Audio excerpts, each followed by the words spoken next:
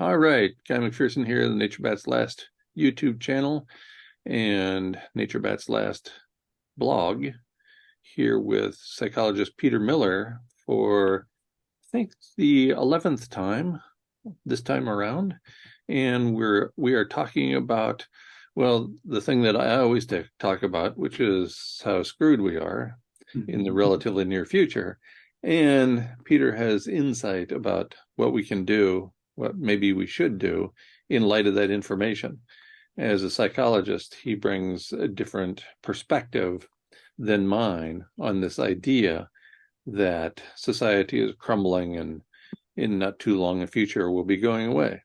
So, Peter, you want to start us off with something really important or not?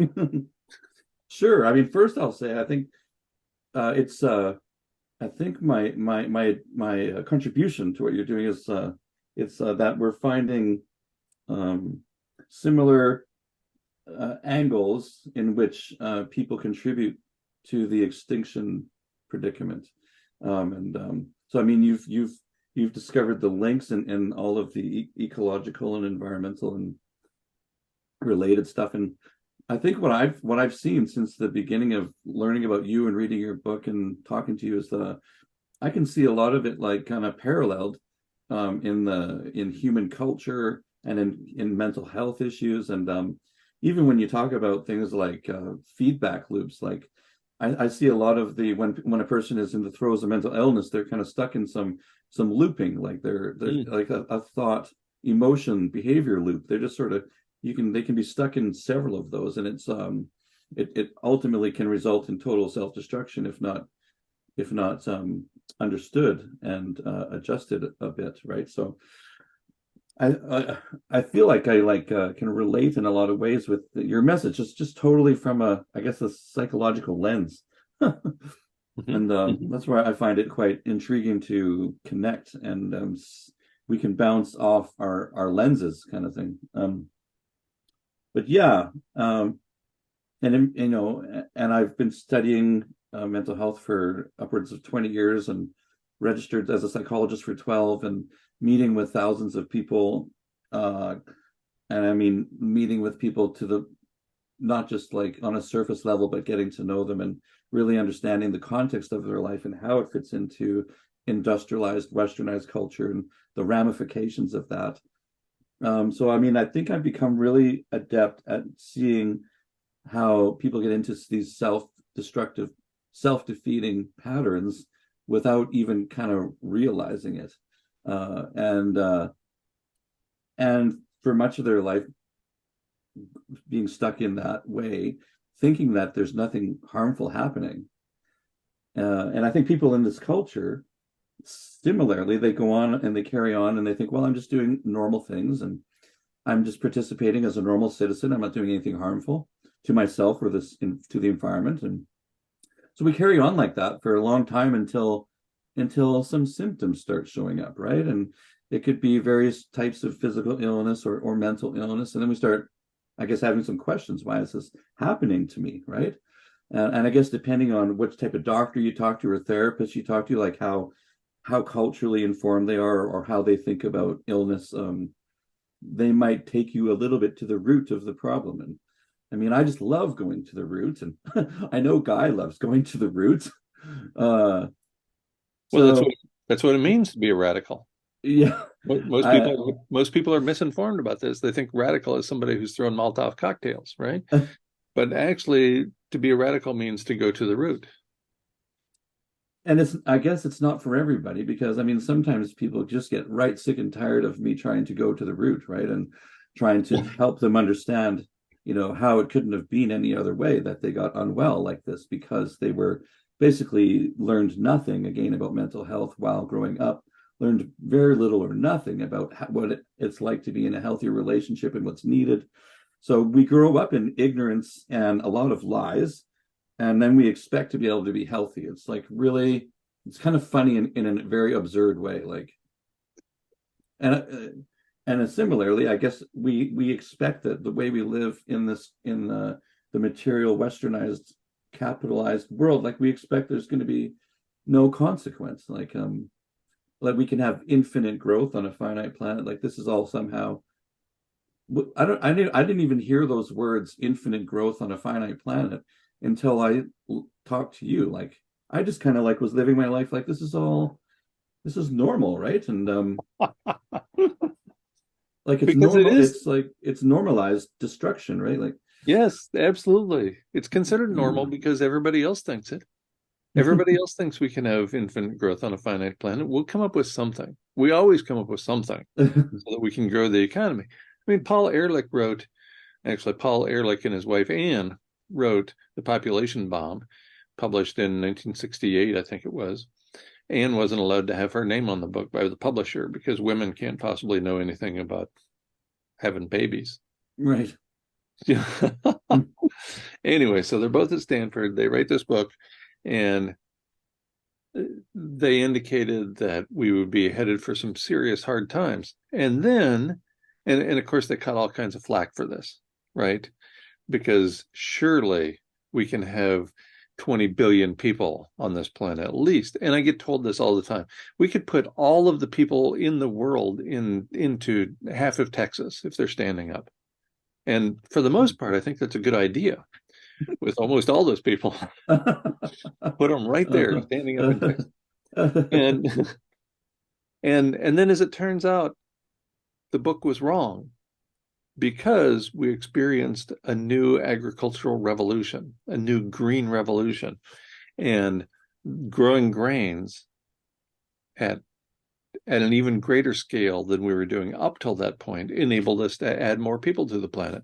Well, of course, in the long run, and I would argue in the relatively short run, that's going to turn out badly. You know, Thomas Malthus pointed out a few hundred years ago the consequences of growing the human population faster than we can grow our food supply. Exponential growth of the human population as opposed to linear growth of the food supply is not going to turn out well. And he didn't put a date on it, even though I continue to hear at least once a week that he was wrong, because here we are having more people, but it's because he didn't put a date on it. But I guarantee you, this is going to turn out badly. How could it not? It only seems logical. And I mean, if you look at the Earth as like an organism, which I look at it like that, like it's a multifaceted organism with different contributing parts that make it alive, right? Like that make it able to sustain life and provide for other life forms. Like it's like a human in a lot of ways. I mean, the analogy fits, doesn't it? Like, Yes, and that was James Lovelock's idea a long time ago. He came up with this idea. He called it the Gaia hypothesis, that the Earth acts like an organism with all it's relatively complex, has all these moving parts, as it were, a bunch of different organisms. You could argue that humans are like that. About 1 in 10 of the cells in our bodies can be identified as human. The rest, 90% of us, is other organisms just doing their thing. mm-hmm. And obviously, they're doing it reasonably well, or we couldn't have this conversation. We wouldn't be able to write. We wouldn't be able to do a lot of things. So, yes, there's more to us than meets the eye. And there's more to the planet than meets the eye of most people. And it's not only complex, but it's complicated. In addition, it's probably so complicated that as individuals, we either can't keep track or it's so challenging that we don't want to keep track of how complicated and complex and what a beautiful organic mess it is. Mm-hmm. Right? I mean, there's a reason I didn't take organic chemistry. It was too complicated for me. And, Yeah. and multiplied by a few billion times, and you got the living planet. So I mean, yeah, it is like something that is I guess like a Gaia or a it is a being shall we say, I guess, right? Mm-hmm. Comparable to many beings with multiple moving parts. And it can get unwell, we could say, right? If treated a certain way. I guess Sure. that's the angle I've been taking. And Um, that was Lovelock's approach as well, that we have to do certain things or the system is going to fall off the rails. The planet is going to fall off the rails, yeah. metaphorically, right? So if we treat the planet like a trash dumpster, then that's going to have consequences, and not just for the planet, but for us, because we are one. We are all part of this super organism, and you can't shoot the foot without having consequences for your ability to be mobile. And so I mean that's the approach I take with mental health and my teaching in it. And I guess I will mention earlier on here my course, freebpdcourse.com, if you want to understand how I have learned about mental health and specifically a very common mental health issue, borderline personality disorder, and how I see from my experience and understanding that it comes about through multiple things like genetics, through certain kinds of developmental uh, problems, and a certain type of cultural context. And I think the cultural context is a huge factor because that's where we learn or don't learn many things that we can be prepared for wellness or lack thereof. Um, so yes, and I've included many other resources in the course, and not only so it's not only just me saying what I think, but it's there's many supplementary videos by all an array of health professionals, similar health professionals, sort of backing up, I guess, what I say in the various chapters. So, I mean, even if you just accessed some of the resources and didn't do the whole course, I think it would still be quite informative. So, yeah, check it out at freebpdcourse.com. It is entirely free. I did actually have initially an app in there that cost like $10 a month, and someone pointed it out, and I'm like, okay, I'll find. So I found an alternative resource to replace Hmm. that. So it is entirely free now. Whereas before, I guess it was $10 a month if you use the app. But so there you go.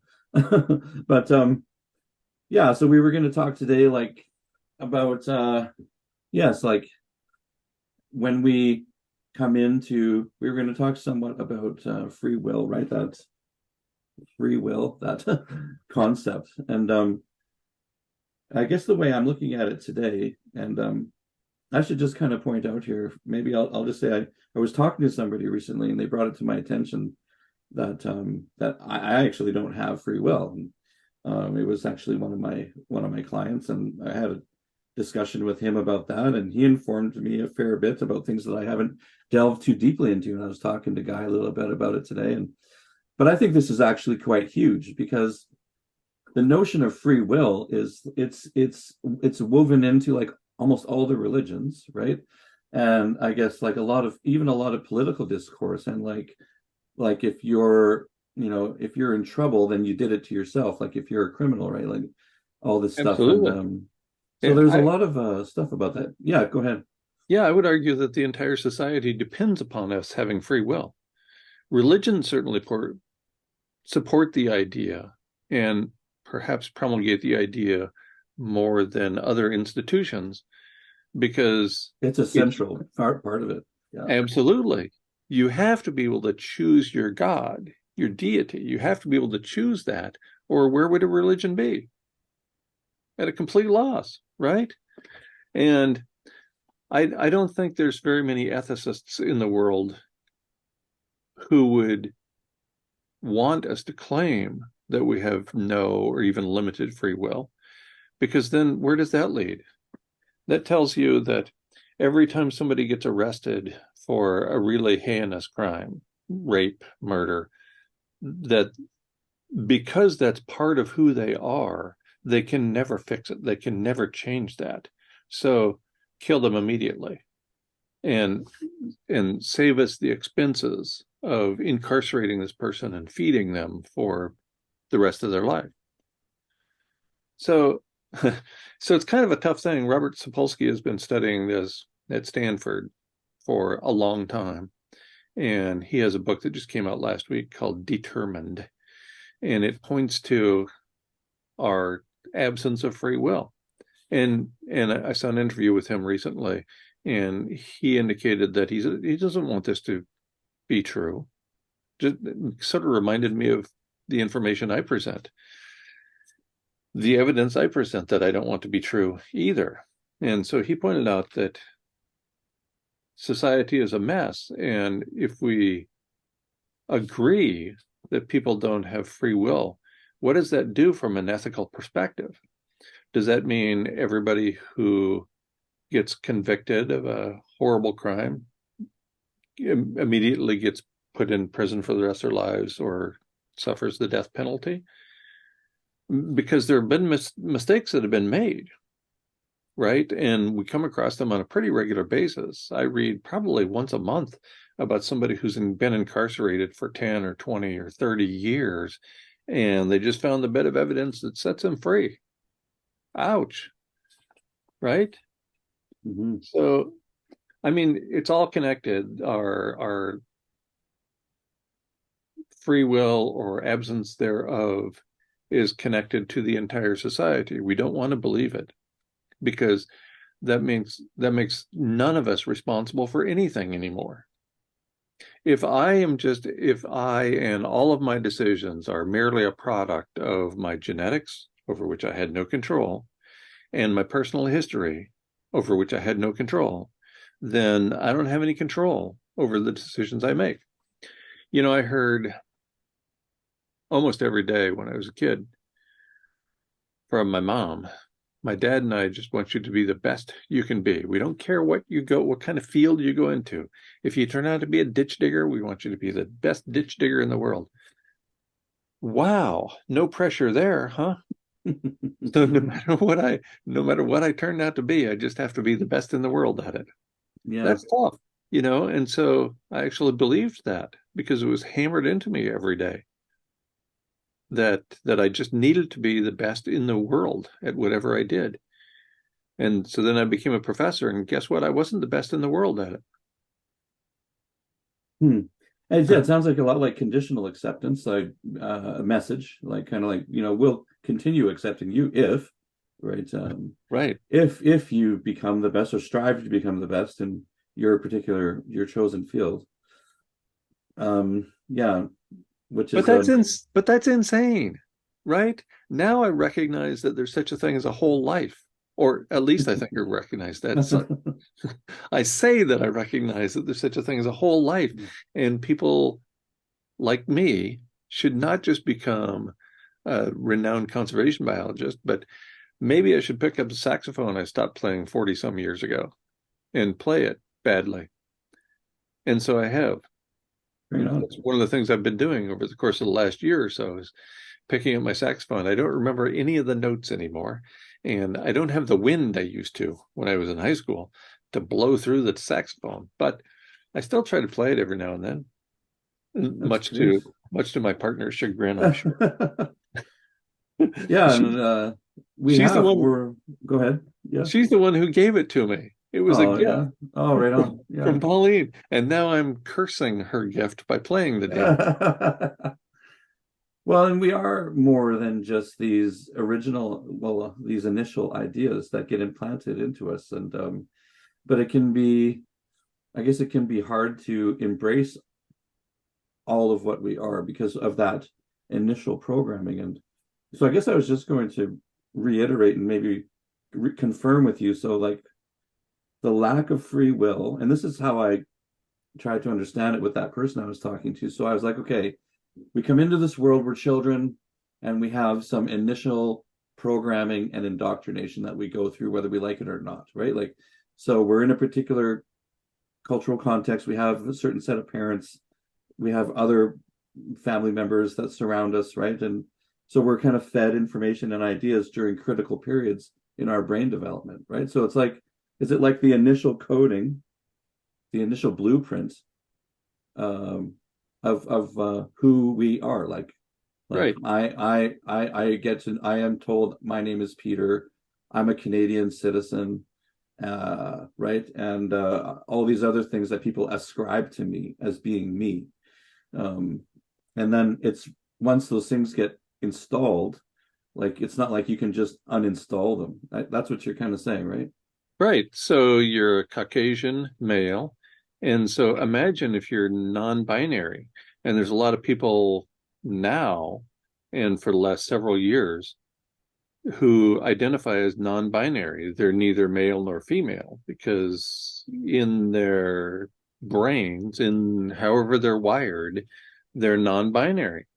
And so now I'm starting to see forms that I fill out that don't just allow me to check the box male or female, that have a third category as well. And where does that come from? As a society, we stomped that out, and a lot of right-wing folks still continue to stomp that out, that there is only two kinds of humans. Never mind that there are tens of thousands of sexes of some organisms, not to mention genders. There are organisms that clearly are not binary, that clearly do not have two, but we're special, so we have to have two. At some level, it doesn't make any sense at all.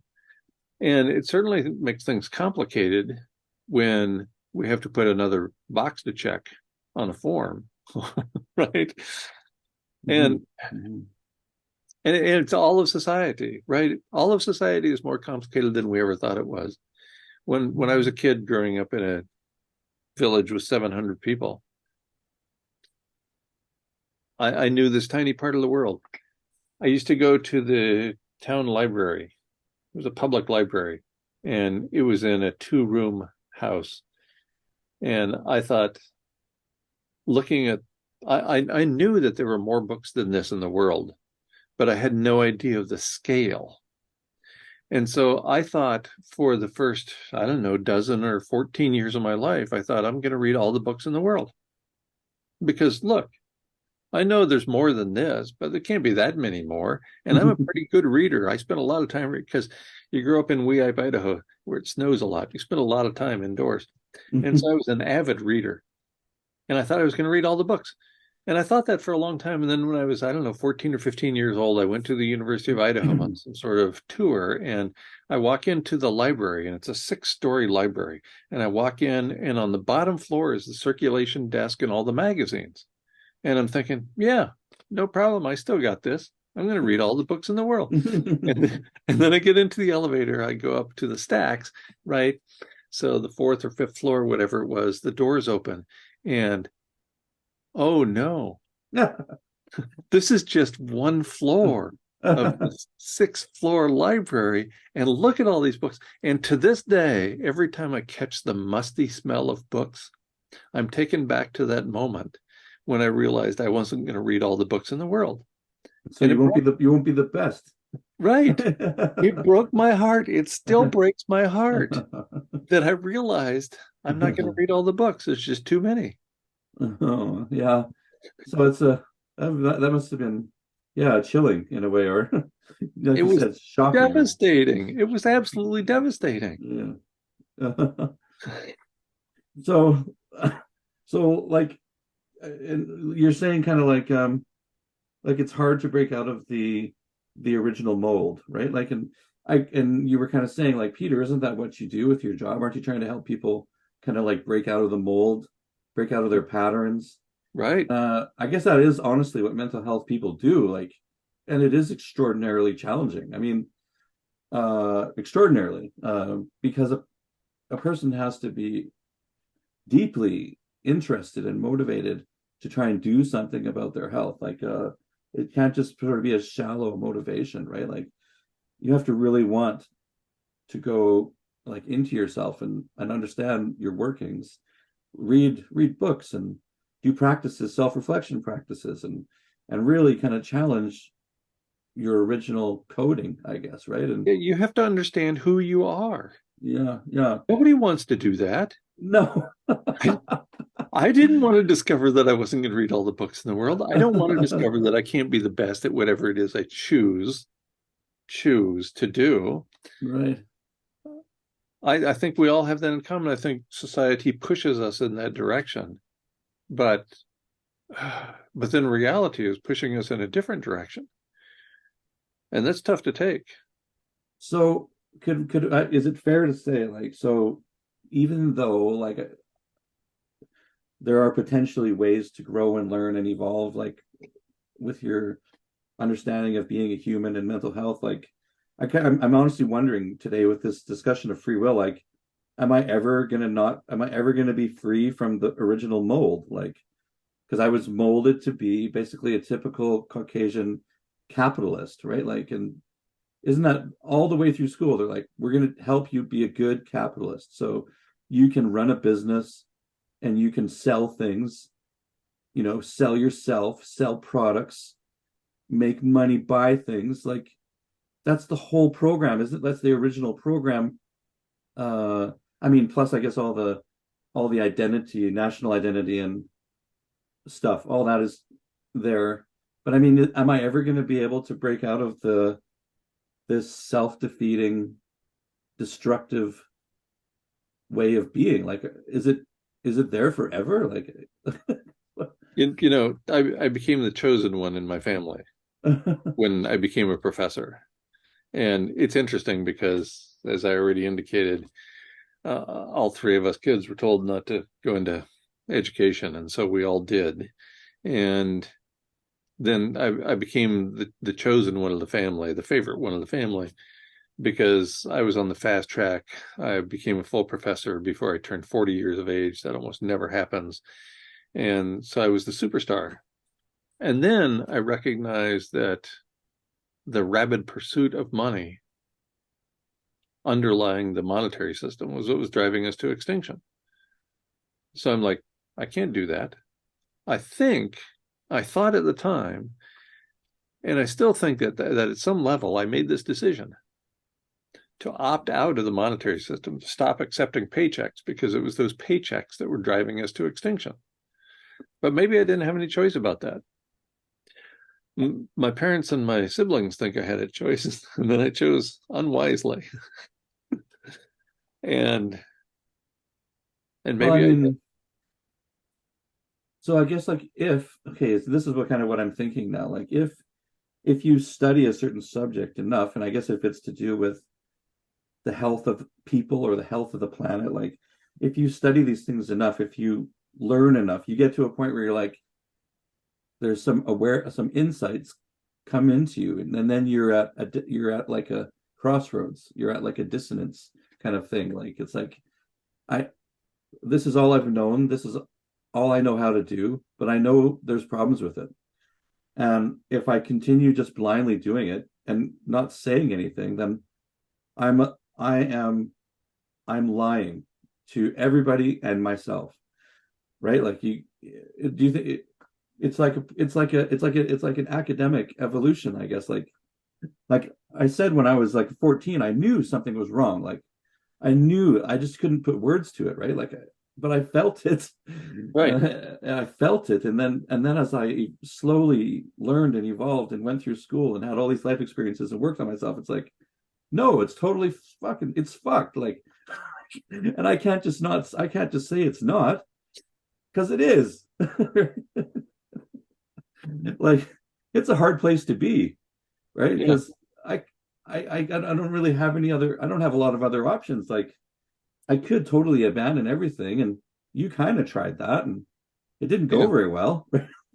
No, it's the worst mistake of my life so far. I'm not saying I'm done. It's the worst mistake of my life so far. So far, yes. Katie Goodman is a singer, and she tells stories along the way. I saw her live in concert in New York years ago, and she's got this great song that I can't say here, so I'll change the word slightly. I can't say because it would violate YouTube's Oh, incredibly low standards for first words. okay. But the end of the song, she has people in three groups. This group over here, you just say, we're forked, we're forked, we're forked, we're forked, we're forked, we're forked. And this group over here, I want to be an unforker. I want to be an unfucker. And then the other one, I can't remember what the other one is. Anyway, it's beautiful. Huh. I participated myself in singing that song right Nice. at the end. You And it, sang. You sang yes, for us. and Nice. I brought it, it brought everybody in the audience together and singing poorly this song that she wrote. And it was beautiful. It's still, I Mm. look it up every now and then on YouTube. Katie Goodman, check it out, Katie, get everybody. me out. Okay, I'll check it out. Yeah, for sure. Um, so I guess like because I was stunned by this whole free will thing, I I um I thought, okay, like if we're going to make any adjustments or changes at all, like if we're going to go against our original programming, it's only going to be very small amounts, I guess, right? Like my original programming, I guess, isn't going to change all that much, and therefore I'm going to choose how according to my programming. Is that the right wording? Even like yes? Yeah, I think that's good enough in any event. And, Yeah, again, I don't think any ethicist would say that we have to admit that we have free will because of the societal consequences that would follow. We can't assume that a mass murderer, and we have one every week here in this country. We can't assume that a mass murderer is incapable of being anything besides a mass murderer.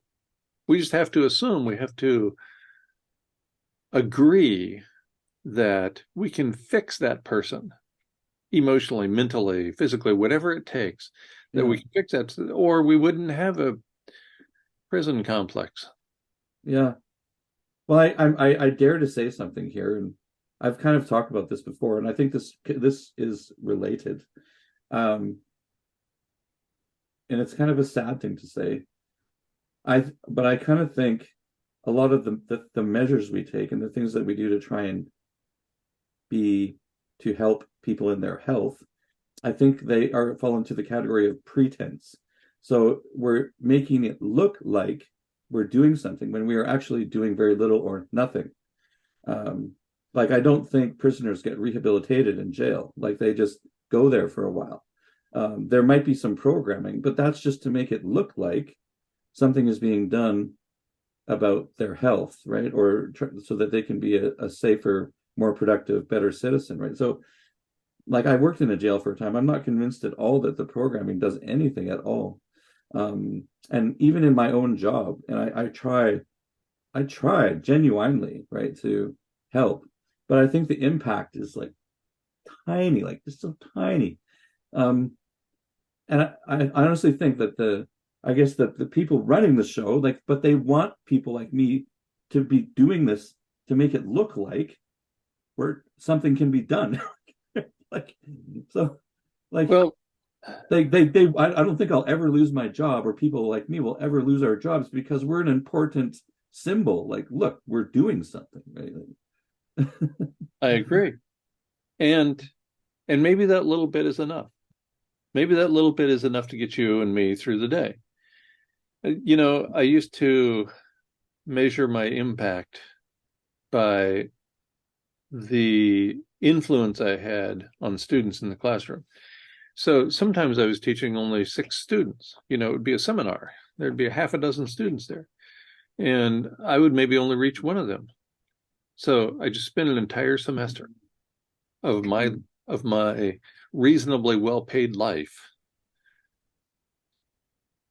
talking with people, and I'm going to have influence over one of those people, maybe. And yeah, I agreed that had to be enough. Internally, I had to agree that had to be enough. That my impact, no matter how small, was still better than no impact at all.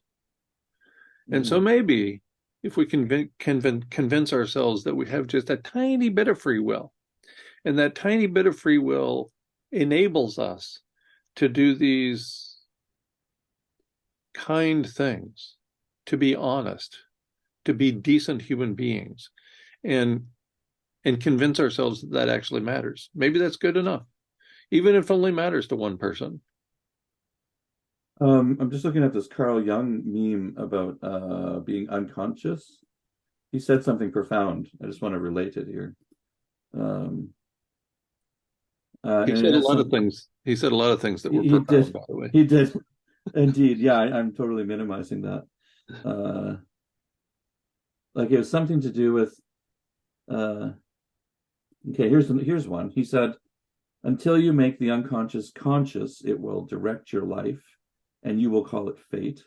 That's not the quote I'm thinking of, but that's another profound one.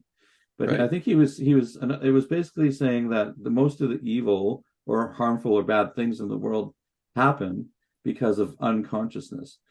And so then, if you can become more of a conscious, mindful human, does that open up even just the tiniest bit of possibility that you can not be totally controlled by your programming, right? So, and I tell all of my clients, like, I think everyone should learn how to meditate and like do something that builds their self-awareness, because until you do that, it's like you're in a dark room and Mm. and it's like you're trying to walk through this dark room and there's furniture and you're just tripping all over it, right? So, and if you practice like some sort of self-awareness practice, and it's like one of the first things I listed in my course.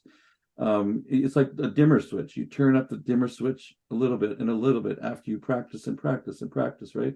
So you can kind of see what's happening in your mind when it's happening. So I could see, oh, I'm having that thought. Oh, I'm experiencing that related feeling to that thought, and oh, I can see how this is, probably somewhat irrational, and I could do a bit of revamping here. But like, until you take those steps to become, I guess, aware to that level, like you will remain blind to yourself your whole life, and then it'll be just like you're functioning on autopilot, right? And Mhm. is that what does that make sense? So like, you would literally have no free will unless you turn up that dimmer switch, or at least try, you know. Right.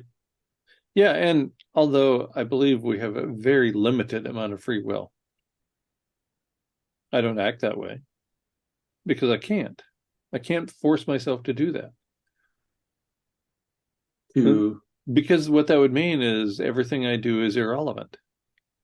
Nothing matters that I do, that I have ever done, because I will have influence over zero people for an infinitely small amount of time. I can't live like that. are you saying it's incredibly unsatisfying to accept no free will? Is that what you mean? Yes. Okay. Yes. And it's interesting because it can cut the other way too, right? So I'm pretty quick to forgive people who have done me wrong and have done others wrong because they didn't have any control over that. Oh, wait, I'm supposed to have control over what I do, but they aren't supposed to have control over what they do, and so I'm quick to forgive them. Yeah, I think that's where I'm at, actually. So we spend a lot of time blaming in this culture, blaming large corporations, blaming the fossil fuel industry, blaming judges and politicians and corporate media personalities and on, right? So we love to blame. We absolutely love to blame others because that means it's not my fault. And I'm part of that too. But really, in my the deepest part of my brain that I can access, I can't imagine that any individual has a significant amount of control over any of that stuff that they are doing, that we claim they are doing. Is it fair to say, again, like what I just explained about the dimmer switch, that we could improve our ability a little I, to choose, like even just a little? Like, I know that even though I teach this stuff, you know, and there has been lots of research that says you can be healed from borderline personality disorder, which is basically a bunch of toxic unconscious patterns running, right? So if you learn enough skills and if you work on yourself enough, then you can interrupt those patterns to the point where you're not self-destructive as much, or or even a lot less, right? Like, Yes. doesn't that suggest that there can be some level of uh, controlling the program, I guess, or Yes, absolutely. And so I have to believe that. I have to. yeah. On the one hand, so and this is intellectually challenging material. There's no doubt about it, because if we look to the evidence, and I'm really looking forward to reading Sapolsky's book, Determined. If we look to the evidence and we conclude that people have very limited free will, or perhaps none at all, then that allows me to forgive people for doing stupid things because they didn't have control. But it also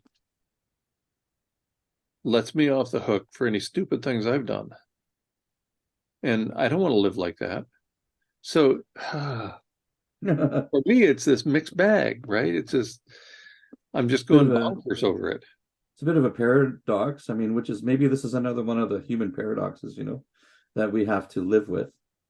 It's interesting. Nobody accuses other animals of having free will, right? We talk about white-tailed deer and black bear, and we say they just go through their lives. They're interested in getting enough food to survive. They're interested in persisting in habitats that provide all of their needs: food, water, the ability to keep themselves warm, blah, blah, blah. Isn't that us too?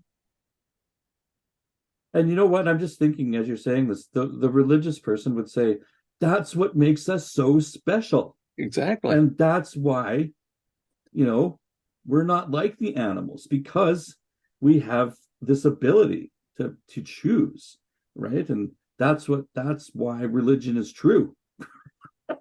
Except that we're animals too. And are we, but we're not exactly like most of the animals. Like, we have some higher functioning, true? Sure. That's why we call us higher animals and all the others lower animals. But we are human animals. We evolved from other great apes. And can other animals develop self-awareness?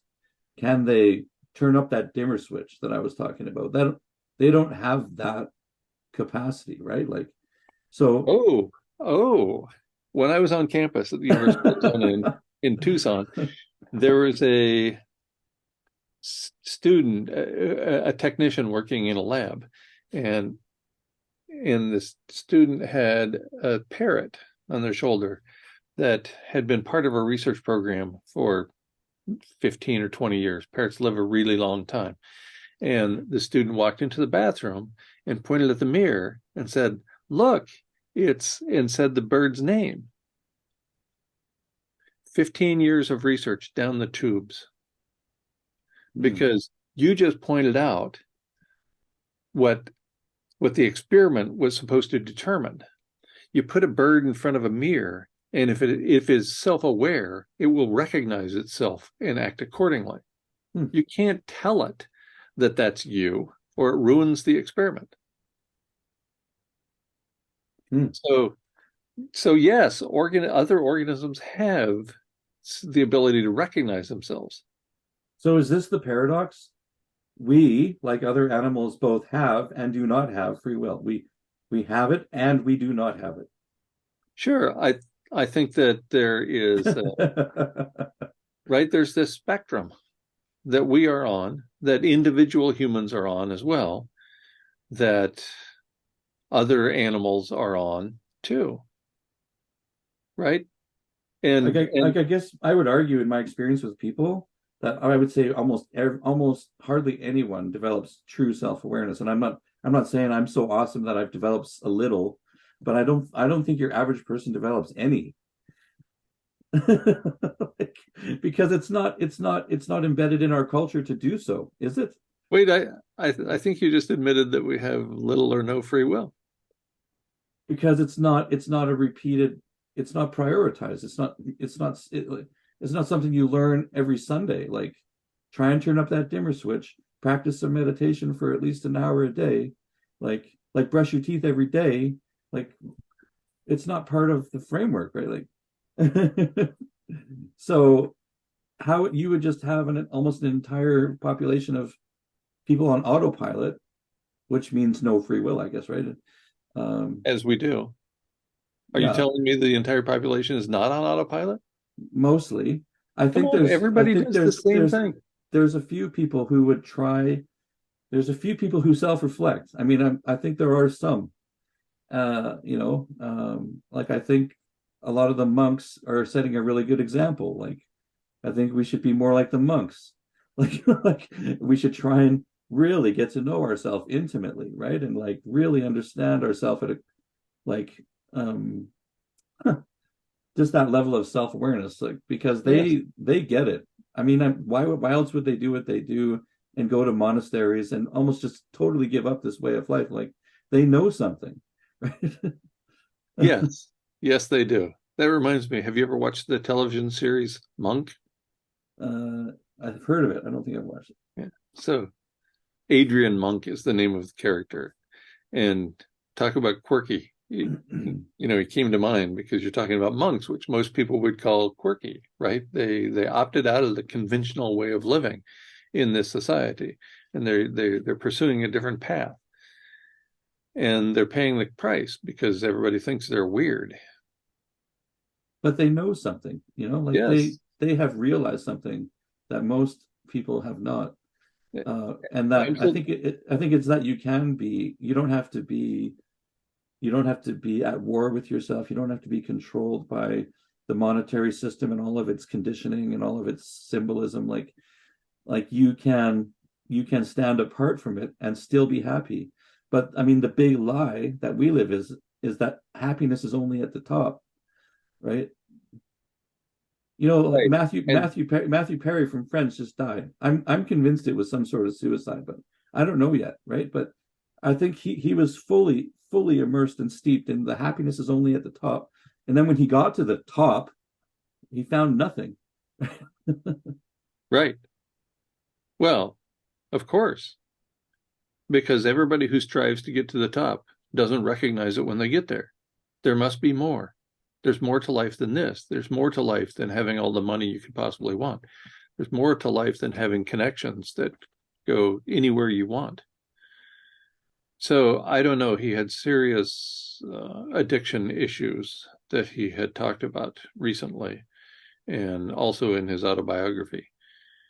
So I don't know. The most amazing thing about that to me is Saturday Night Live paid tribute to him in a skit. He just died yesterday, last night, They're already making money off it. Wow. and they already did a skit, right, to pay him homage.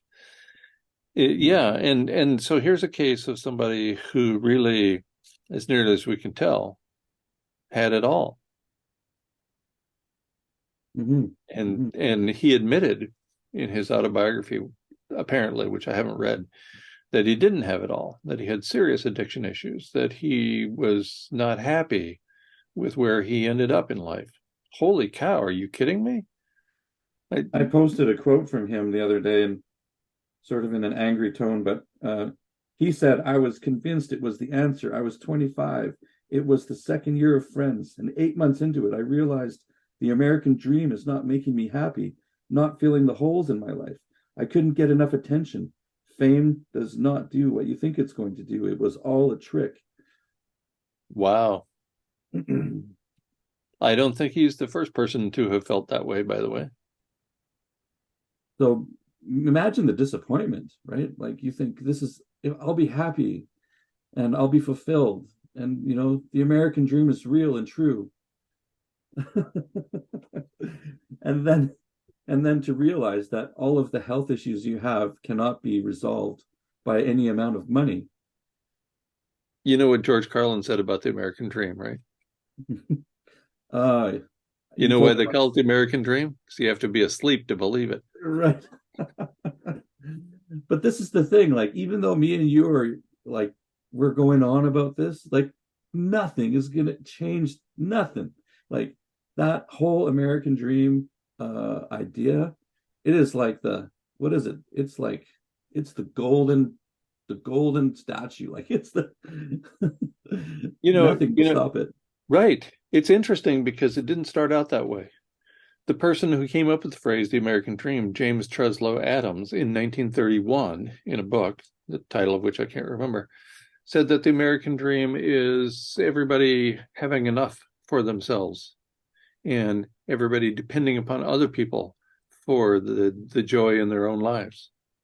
And somehow, in the course of about 6 months, we turned that around so that the American dream was having everything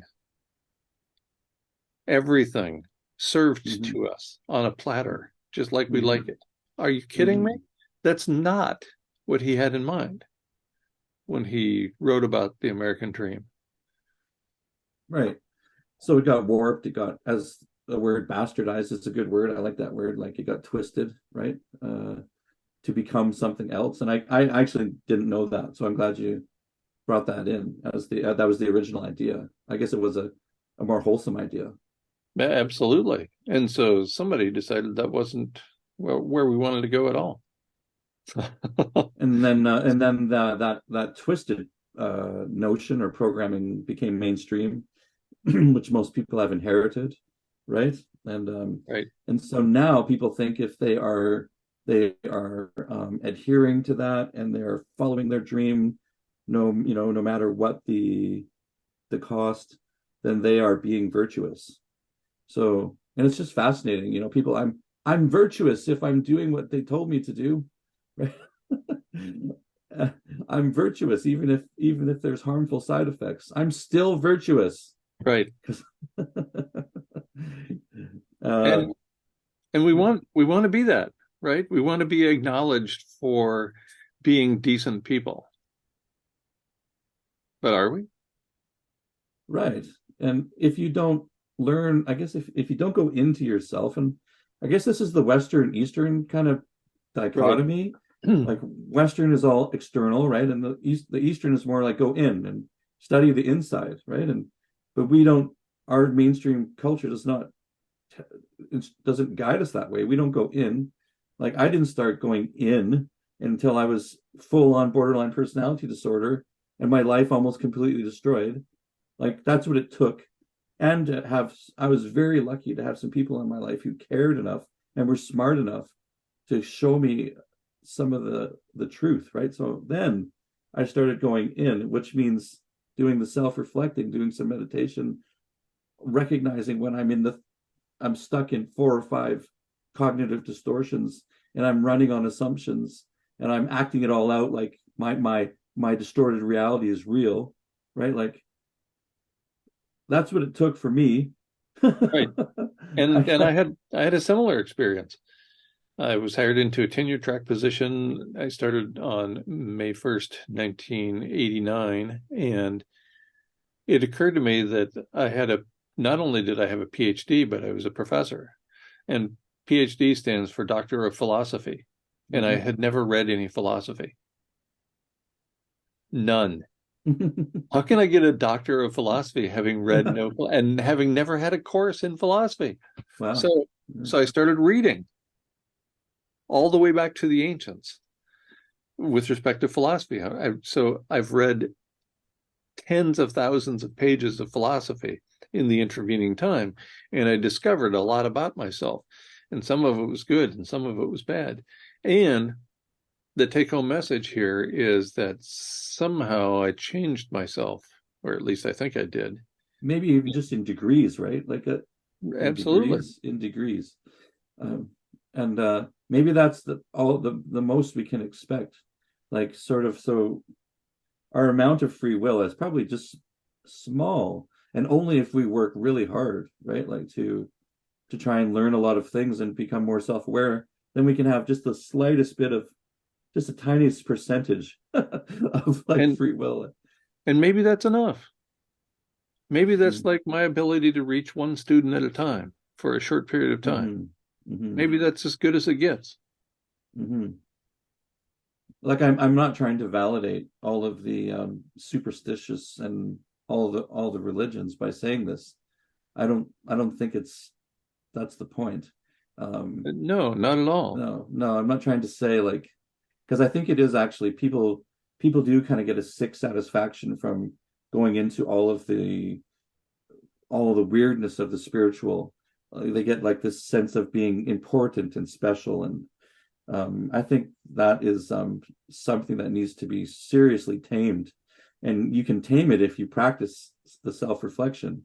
But unless you go in, you're never, I don't think you'll ever tame it. You'll just keep getting off on whatever chemical release happens when you go into that spiritual stuff. It's almost like a getting off. Like, is that bad to say? Like, Well, but no, and they're related. I continue to do my back exercises every day and all night when I thought I would be sleeping. Not only because it makes my back feel better, but because it takes my mind off of issues that otherwise would be pure clutter, right? mhm. So I get up at 3 o'clock in the morning, do my back exercises, and it makes my back feel good so I can go back to sleep. But if I wasn't able to go back to sleep, I'd be a mess when I get up in the morning. I'm already a mess when I get up in the morning, but that's a whole separate issue. I'd be an even bigger mess. And and so we do these things, right? So I continue to meditate and I continue to do these physical exercises, believing that there must be some positive link between physical well-being and emotional well-being. And maybe there is. At least I'm going to keep believing that so that I can justify doing the pursuing the life that I'm pursuing. If the person only does physical, I don't think you can say, well, that's going to cover the mental. No, it's not. Like people think Right. if I just go to the gym every day, I don't need to learn anything about mental health. That's an untruth for sure. I would think, yeah. You got to do a bit of both, right? If you want to have health, a holistic Right. health, and like gosh, like at the end of the day, I just want to say to myself and everybody, stop lying. Stop deluding yourself. Like we love coming up with stupid shit. Like we just love it. Like and then we get crowds of people to listen to our stupid shit. Like and maybe that's one of the greatest. That's one of the most powerful things humans somehow can pull off. Like we have a hard time differentiating fact from fiction. Like it's really, really hard. And then when we get into these religious institutions and we write all these religious books, it's like we're making it even harder on ourselves to like distinguish fact from fiction. And when I was in college, I think that was the most humbling thing is like when I would be convinced, like so convinced I'm right about something, right? And then someone would conduct some objective research where, like we're it's not biased, right? We're using an approach to make sure that it's not going to be influenced and biased. And then they come up with a totally different answer, and you're like I thought I was right. Like Right. I thought I was right. But like that's like a critical inquiry, basically research is, right? It's objective analysis. And how often do people do that with their own thinking, right? And I think that's what I'm trying to help people do too. Is like, okay, we're going to do a bit of a research, right? A bit of experiment. We're going to be take an approach so we can critically work through your thinking and see if it's true, right? Fact from fiction. But people don't want to do that. No, it's difficult. Are you kidding me? Nobody wants to do that. Like running an experiment with all those statistics and all those things you got to learn, like all those like what do you call them? Like when you're running, I can't even remember. I didn't learn all the rigors of research, but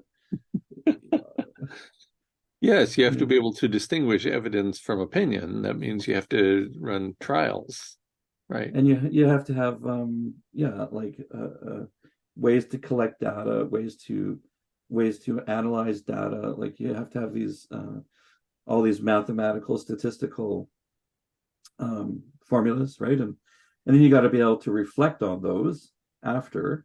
Like it's a whole process, and that's being a rational human. That's the best attempt, anyway, right? Right. As good Like as And I think they're trying to help us understand ourselves when they're doing that and sort out the fact from fiction. I hope I'm not carrying on babbling too much here, but Well, I well, you bring up an important point, and that is we spend very little time looking in, analyzing our own selves and our own lives and what we do, what I do, right? Mhm. I mean, who does that? We're all so busy. We're all so busy chasing the almighty dollar and getting through the day. And if we have kids, helping our kids get through the day and our friends and Nice. our family and blah, blah, blah. It's hard. Life is hard. Yeah. Well, I mean, yeah, if you're if you want to um if you want to break out of the mold, you're going to have to really make it a priority because there's so many things competing for your time and attention. Including the ego, like Right. you need to be the best, right? Like that's the all ego, right? Like Right. And uh and that's the current version of the American dream. You got to have it mhm, all right mhm. now at your own disposal. Yeah, and worse yet, if you don't make it, well, you didn't really make the cut, did you? Right. Some people are losers, and then there's the rest of us. That's the hidden message. No one wants to be that person, Absolutely. Yes. which is just so sick. Yeah. Having spent most of my life being that person, It's yes. just so sick. Like we live under this threat of being, not being good enough. Anyway, yeah. So I All right. guess there's my rant for the day. Thank you for letting me rant today. I think that rant is a good place to stop. Why don't you remind us again about your course, and then let's call it a wrap for this week. Yeah. Well, thanks guys for participating. Those of you who are, we're up to about 56 or 58 registrations. And if it can make even the smallest bit of difference in the world, then that is a wonderful thing. It did come from lots of trial and error, lots of suffering, lots of deep inquiry, and lots of revising. Gosh, lots of passion and just a real genuine interest to help, because I know how awful it is to suffer and not know why. So to go into the course and even just understand a bit more about how humans get unwell in these kinds of ways can make a huge difference if you're a person who suffers like that, and if you know someone who suffers like that, that you can be an effective support. Because quite often what happens is people think they're being helpful to people who have mental health issues when they are not. They're accidentally making things worse because they don't know shit about mental health. So please learn a little, so that you can actually, if you want to help someone you care about, you can do it in a helpful way. Because there's actually nothing worse when someone you care about and cares about you is trying to be helpful, but they're fucking it up. That is so sad. It's so saddening. It's like this person loves me, but it's everything they're doing is making it hurt more. So check it out, please. If you're in that category, it's free, bpdcourse.com. And we're all in that category. So please check it out. Thank you, Peter, for the conversation today, and I look forward to having another one next week. Sounds good.